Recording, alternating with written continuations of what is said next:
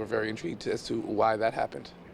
It just kind of worked out. We ended up having a spot for a wing, and he's a guy that we liked in our first workout with him. So we had a high-level guy like Malachi Richardson coming in, so we wanted to just kind of see what Dorian could do against him, both defensively and offensively. And the match worked out, and it worked with his schedule, so it worked out pretty well.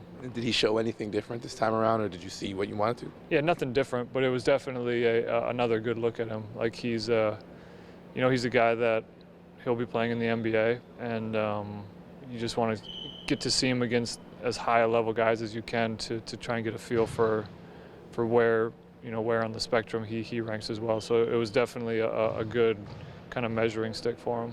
You mentioned Malachi Richardson as well, a guy listed as a guard forward. What intrigues you about his game? He's so young and he's talented for his age that he's the kind of guy that, he's a McDonald's All-American, and he's definitely kind of been on our radar for a little while. And he had a pretty solid freshman year, and then he really came on late in the year during the tournament, and has had a good kind of postseason pre-draft run as well. So he's just a guy for his size, he's got a great shooting stroke. He gets to the rim really well, and just a really nice all-around game for a young player like that. You mentioned Malachi being a good test for Finney-Smith. Does it work the other way around too, where you guys were comfortable with the intensity that Dorian was going to bring in a workout, and good guy to push Malachi? Absolutely. You got to think of the kinds of guys that Malachi is going to face in the NBA on a nightly basis, and there are guys like Dorian, like guys that are out there to do nothing but try and stop him. So definitely a kind of a two-way comparison between the two. So it was really a really good matchup.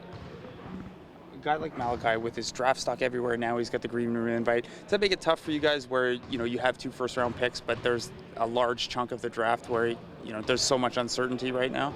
Yeah, this is kind of interesting, and we seem to be our 2 picks are spread enough apart that there's a large chunk of players that we probably aren't going to have a chance to really consider. So it's difficult, and he's one of those guys where, like I was saying, his pre-draft process has really kind of elevated him and got the green room invite. So we just wanted to make sure that we took a look at him and got a really good feel for him before draft night to just make sure that we've kind of crossed all the T's.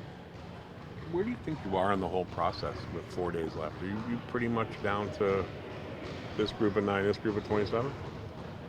Getting there, yeah. We tomorrow all of us are going to come in with a new kind of top 60 ranking for each of us. We'll compile them and just throw it up on the board and probably sit and stare at it for 3 days straight. Yeah. That's what you do this time of year, right? Exactly. So it'll definitely be getting to that point. I'd say we're definitely into the point where we're debating certain players and in a smaller group of players at those picks, but to really have like an order of them at this point it's tough to say. Did you see much in Buffalo the other day that really intrigued you with that group? Yeah, it was a great workout. It's just kind of the circumstances of having to be down there with different type of student visa issues with the U.S. and it worked out well though. It was some high level play that definitely going into draft night. It was better to make the trip down to Buffalo and see those guys live and meet them in person than to just kind of roll with it and take a guess. Yeah. The group that seems to be there at 9, and I think we all seen it and know what the names are, very disparate. How do you differentiate within that group?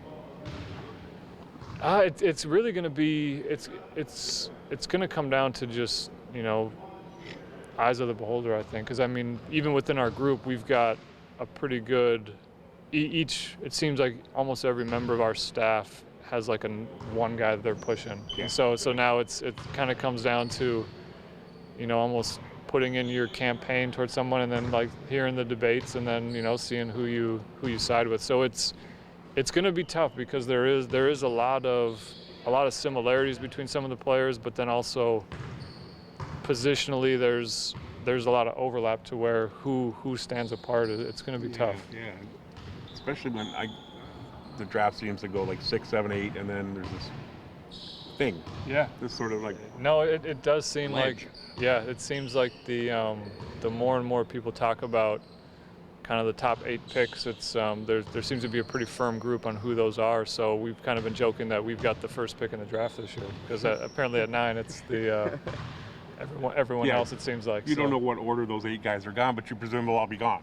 that's what we're planning for. Yeah, I mean, Yeah. it's just kind of the it seems to be all the calls we've been making to, around the league and to agents and everything, like it does seem like the same 8 names come up. Yeah. So we're sitting at 9, so it's essentially the first pick in the draft. So we'll see how that goes.